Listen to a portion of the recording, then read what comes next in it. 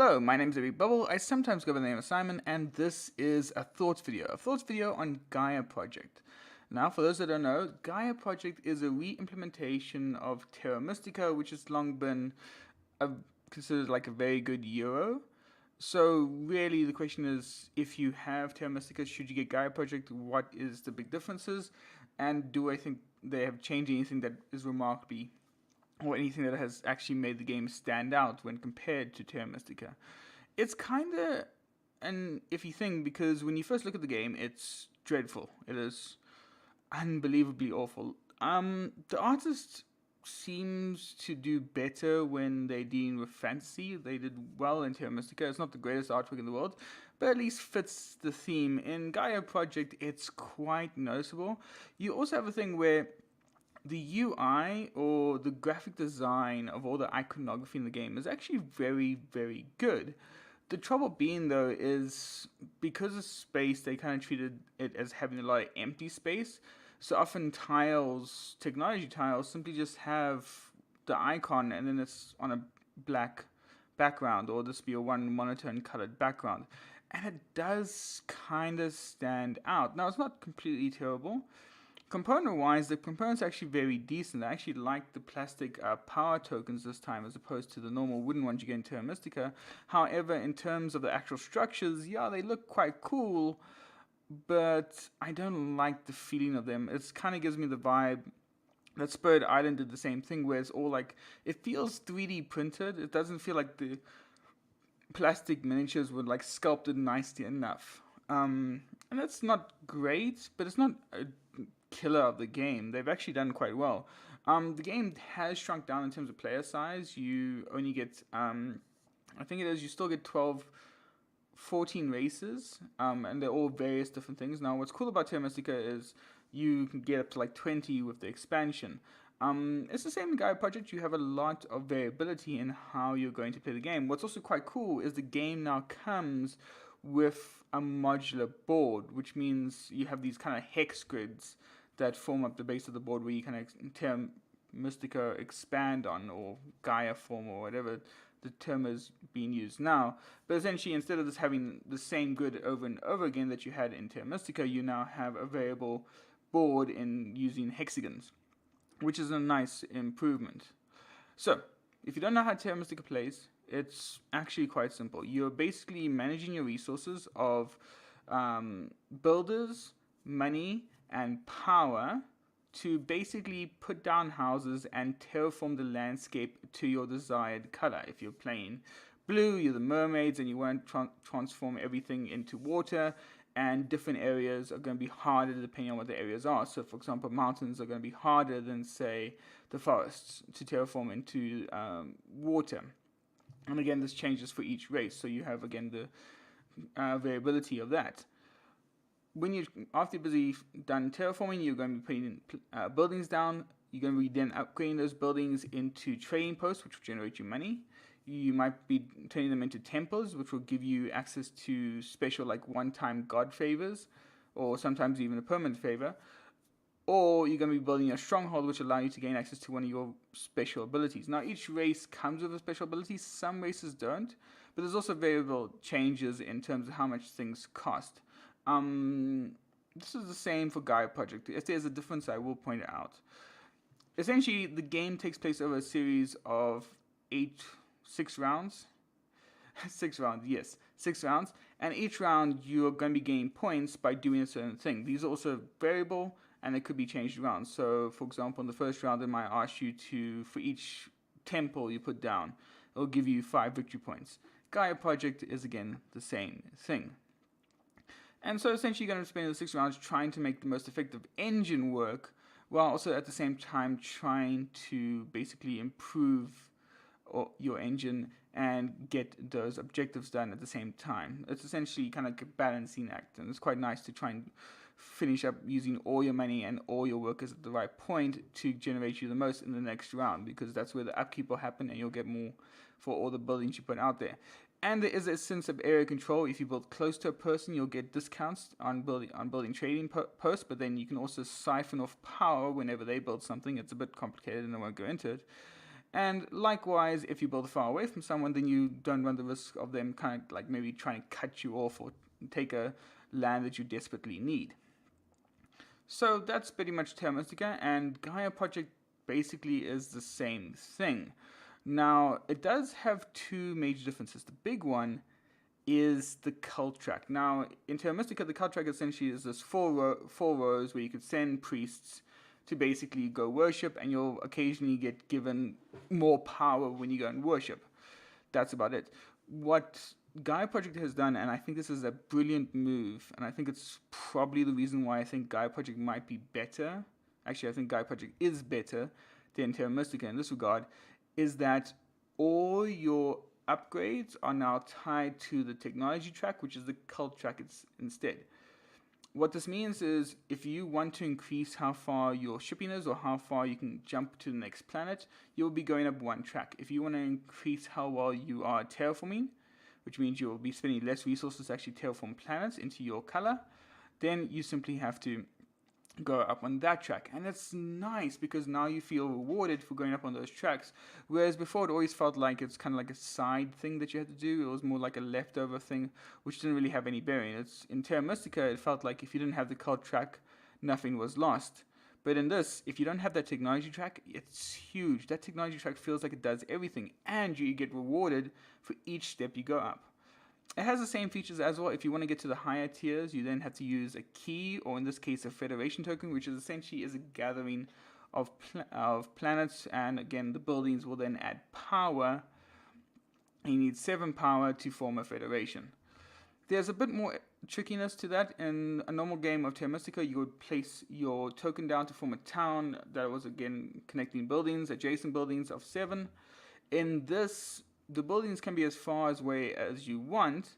The big thing though is you have to discard energy for each space away that you need. So essentially, if you have your federation and the one planet that you need is 3 spaces away, you have to discard 3 power and remove it from the game. The game actually does a nice job of playing with power. Beforehand, what would happen in Terra Mystica is you would start out having different amounts of power that allowed you to cast spells, essentially. And through the course of the game, you could then discard it and whittle down your power to a more manageable size, which was quite cool. In Gaia Project, it's essentially the same thing, only the ways of whittling your power down is more, but you also have more ways to get power. So again, it becomes another balancing act. What's also more importantly is there's also now, instead of priests, you have research. Research is simply just another resource. So now you have money, you have ore, which is your workers again, and now you have research. Research can be spent to go up on different tracks. And that's pretty much it. The trouble being, though, is I think the one downside is that it's kind of a lot to take in. The one nice thing about Terra Mystica was you had the priest, and the priest goes and worships, and that gives you points. Or you build a temple, and that will give you a point on a certain cult track. Here, because you have that research, it's another layer to think about, because how you time your going up on those research tracks is going to depend on basically what's happening on the board state.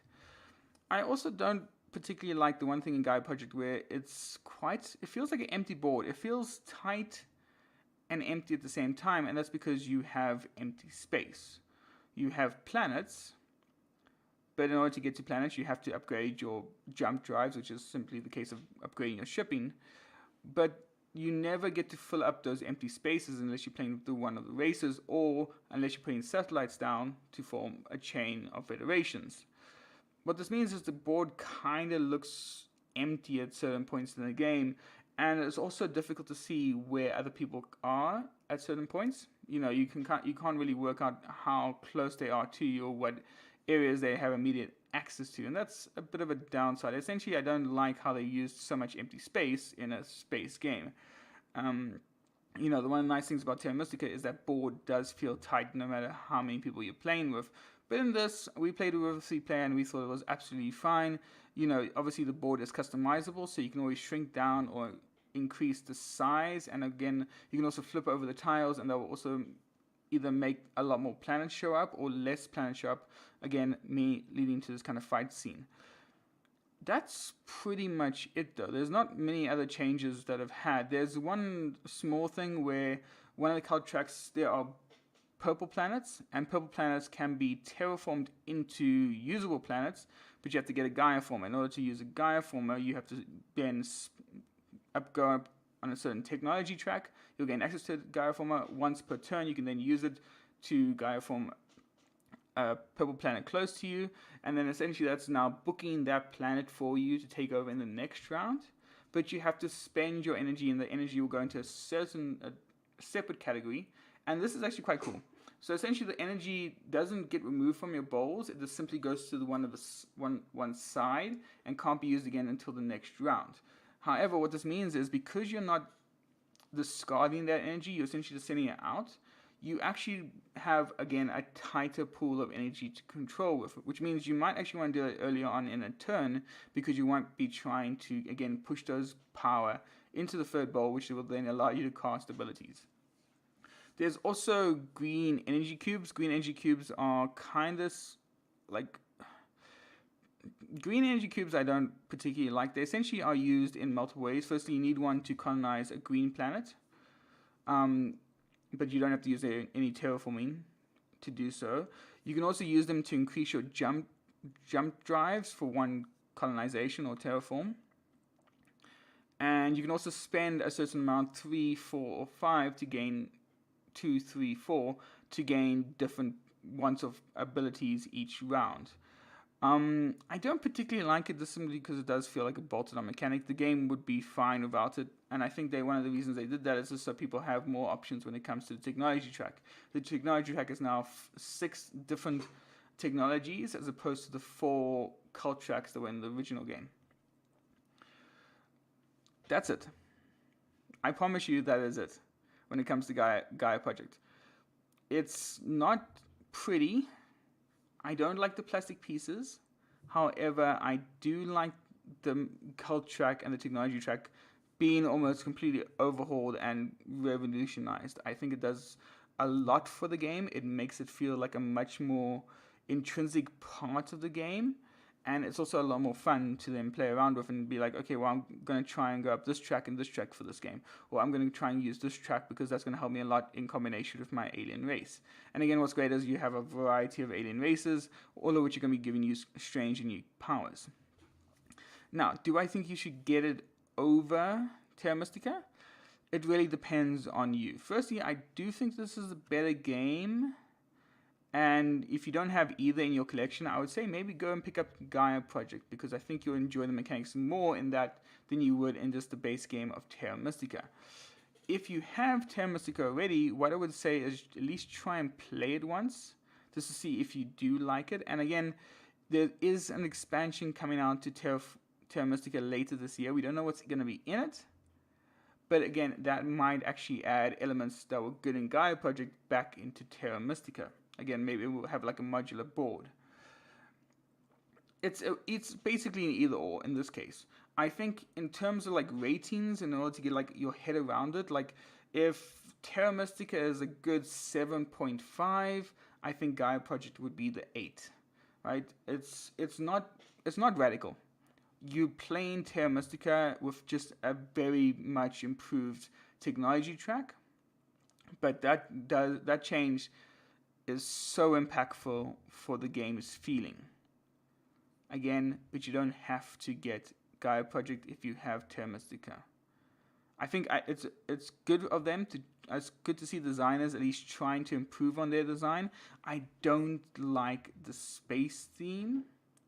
If anything, I would maybe just prefer to see Terra Mystica's 2nd edition. And I think a lot of that has to do again with just the artwork not being great. It looks wacky, it looks silly, it doesn't feel... I think the thing is we've been spoiled a lot with like really good looking space games, like you have your Eclipse, you have your Twilight Imperium, you have all these wonderful, like even like the Zombie Side, the new Zombie Side that had aliens in it.